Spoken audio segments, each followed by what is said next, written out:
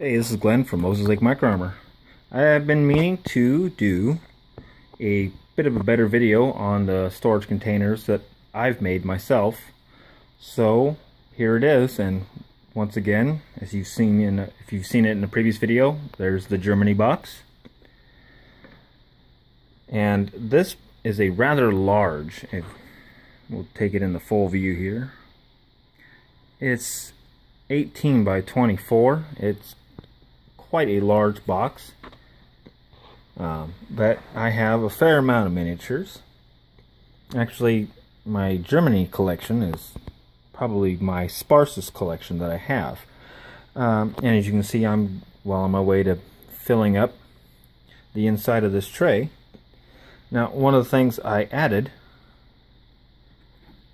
was a set of, and these are just repurposed fishing tackle cases by Plano. This one is literally, it's $1, and all I did was cut out the insides and lined it with foam and glued a little green fabric on there. This one holds my infantry pieces and some of my anti-tank vehicles. There we go, get those zoomed in.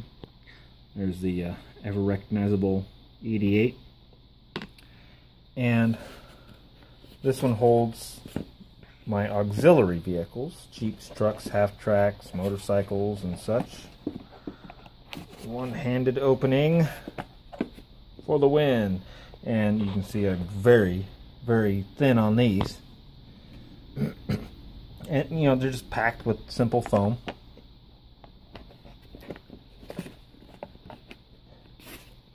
And they just nestle in these set cavities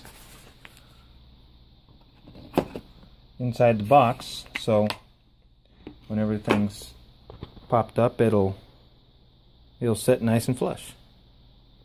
Now, of course, for the main interior for holding the armored vehicles, I created something of a parking garage, as it were, out of let me get a kind of an angle there. They're just the simple 1/4-inch craft sticks and 1/8-inch wooden dowel, and it's just hot glued together, nothing real fancy. But what it does is it creates, you know, a separation between the vehicles. I have different sizes for different vehicles. Like the skinnier section is for like armored cars or these small mortars here. And I got larger spaces over here for the Panthers and the Tigers and the Nashorns. And it just creates it kind of keeps everything neat and tidy. Now, of course, this such a large case doesn't quite suit all the needs. So yesterday, I went ahead and built this little guy.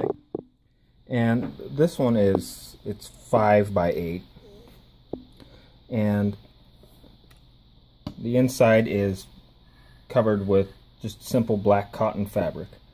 Now, it'll hold quite a substantial amount of miniatures. As you can see, I have, well, that one's fallen off. I have what do we got here? 1, 2, 3. We got 8 vehicles right here, and you can see they nestle quite nicely in that little corner. I opted not to do the crosshatch slatting in this one. Just because I wanted to, you know, leave it open to have all different kinds of things in there.